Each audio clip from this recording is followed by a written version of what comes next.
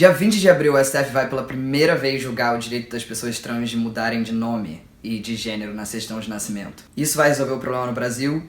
Não vai. Se vocês ainda não viram o vídeo que eu fiz sobre como foi a minha experiência de mudar de nome aqui no Brasil e sobre como é a questão de mudar de nome e gênero na certidão de nascimento aqui no Brasil para pessoas trans, corre lá, eu vou colocar o vídeo na descrição, porque aquele vídeo vai ter muito mais detalhes do que o que eu vou falar agora. Com esse vídeo de hoje, na verdade, eu só queria explicar o que vai acontecer no STF no dia 20 e quais são as possíveis consequências disso. Primeiro vamos falar das coisas bem básicas. O STF é o Supremo Tribunal Federal. O Supremo Tribunal Federal, dentro da nossa Constituição, que é o que se chama de a norma máxima, né? É a lei que rege todas as outras leis no Brasil. Dentro da nossa Constituição, o papel do STF, entre outras coisas, é dizer se uma lei é constitucional ou não é constitucional. Ou dizer se uma decisão tomada por cortes inferiores foi contra a Constituição ou não. Isso é o que a gente chama de controle de constitucionalidade e é um instrumento que existe em muitas democracias do mundo. O STF tem duas maneiras de exercer esse controle de constitucionalidade. A primeira delas é quando chega uma petição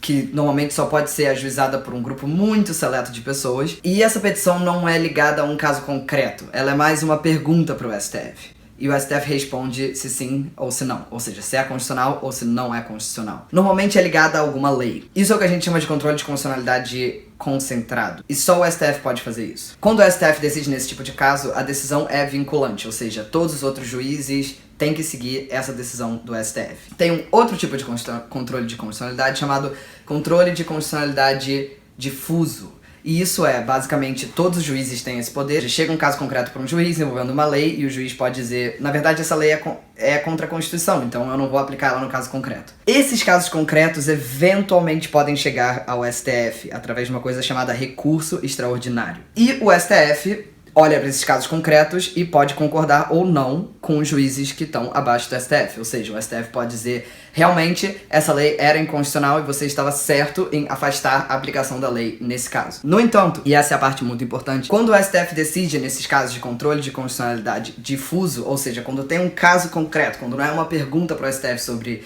se a lei é constitucional ou não sem nenhum caso, quando tem um caso concreto, as decisões do STF, por mais que elas tenham muito peso, por mais que muitos juízes provavelmente vão seguir ela, por mais que quando você leve um caso similar ao STF, o STF vai decidir da mesma maneira como ele decidiu no caso anterior, essas decisões não são vinculantes. Ou seja, se um juiz de primeira instância decidir contra o que o STF decidiu naquele caso, você vai ter que apelar pro tribunal e depois para um tribunal superior ou diretamente pro STF. Você vai perder muito tempo e muito dinheiro fazendo isso. O que vai acontecer no STF dia 20? Chegou esse recurso extraordinário ao STF. Esse caso que chegou pro STF é um caso concreto. Ou seja, não é o que a gente chama de um controle de constitucionalidade concentrado. Não é uma pergunta sobre uma determinada lei. É um caso concreto no qual o STF vai tomar uma decisão. Esse caso concreto é o caso de um homem transexual que lhe foi negado mudar de sexo na certidão de nascimento porque ele não tinha feito cirurgia genital. Ele conseguiu mudar o nome, ele não conseguiu mudar o sexo. Como vocês lembram do vídeo que eu fiz sobre o Brasil,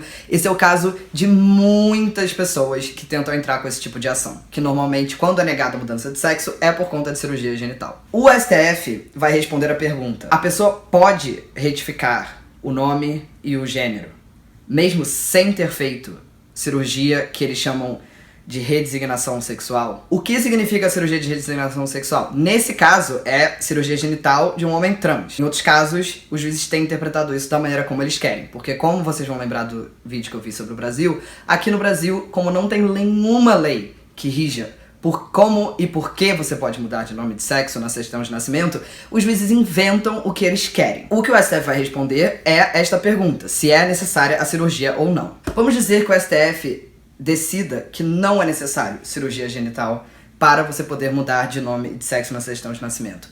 Isso vai ter um super impacto nas cortes, porque as cortes que estavam antes negando, com base nesse argumento, vão ter agora que argumentar contra uma decisão da principal e mais alta corte do Brasil, que diz que não é necessário você fazer cirurgia genital. No entanto, e é isso que eu estava explicando antes, os juízes não vão ser obrigados a decidir dessa maneira. Eles podem muito bem dizer, o STF decidiu isso, mas eu vou contra o STF. E se isso acontece num caso seu, você tá lá na primeira instância, você já esperou 1 ano para sair a decisão do juiz de primeira instância, e a decisão diz, na verdade eu não vou deixar você mudar de sexo porque você não fez cirurgia genital. Eu sei que o STF já decidiu nesse sentido, mas eu não concordo. Você vai ter que apelar essa decisão para um tribunal. Esse tribunal pode ser que não concorde com o STF. De novo, a decisão do STF vai ter um impacto muito grande. Então, esses tribunais podem muito bem apenas aplicar a decisão do STF e acabou, seu caso está resolvido. Mas eles podem dizer que não. Você vai ter que aí apelar para o STF. E isso custa muito dinheiro e demora muito tempo. Vocês lembram quando teve a decisão da União Estável? Aquela decisão não foi a mesma situação desse caso que está agora no STF. Aquela decisão da União Estável tinha sido um desses casos de controle de constitucionalidade concentrado. Ou seja, era um caso no qual tinham trazido essa pergunta, não tinha um caso concreto de duas pessoas que não puderam fazer união estável, etc. Não existia esse caso. Era uma pergunta abstrata, perguntando: o Código Civil brasileiro, quando fala que só pode ser entre um homem e uma mulher, isso está certo ou não? Isso é constitucional ou não? E o STF decidiu, nesse caso abstrato, que sim, era constitucional, que a maneira como a Constituição tratava desse tema era que poderiam ter união estável entre pessoas do mesmo sexo. A partir do momento que o STF decidiu aquilo, naquele caso, que não era um caso, era só uma pergunta abstrata, é obrigatório para todos os juízes. E se você estava lá na primeira instância e um juiz decidiu de maneira a se rebelar contra o STF, você podia ter ido direto ao STF, pulado todas as outras apelações que você ia fazer, para falar: olha só, estão falando contra a sua decisão aqui, e o STF iria resolver o problema. Ou seja, são mundos muito diferentes. Um chamado recurso extraordinário de o que foi no caso lá da União Estável, era uma DPF, mas enfim, de um desses recursos que são abstratos, de uma dessas ações que são abstratas e que tem um impacto muito mais imediato e é realmente vinculante, ou seja, é realmente obrigatório para todos os outros juízes do Brasil. Eu digo isso não para jogar um banho de água fria no que pode ser uma decisão, eu espero que seja uma decisão super positiva do STF, mas para reiterar a importância que é a gente continuar lutando por uma lei de identidade de gênero que possa realmente regulamentar de uma maneira não patologizante, não medicalizante essa situação no Brasil. Tem 1000 requisitos que a gente tem que pensar: quando, por quê, de que maneira, se vai ser administrativo, se vai ser judicial, etc.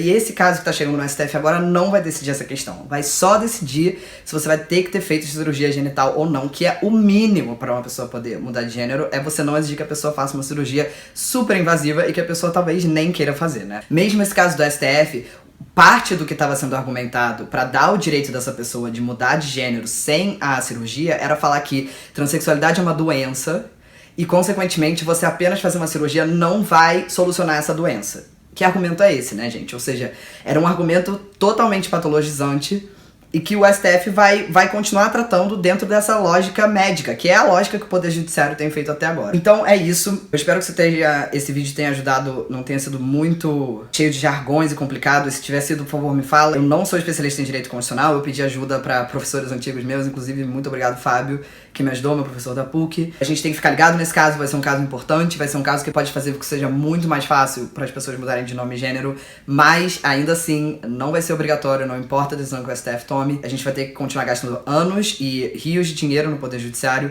para conseguir uma coisa que é um direito que deveria ser super básico. Então é isso, abraço, até a próxima semana. Tchau.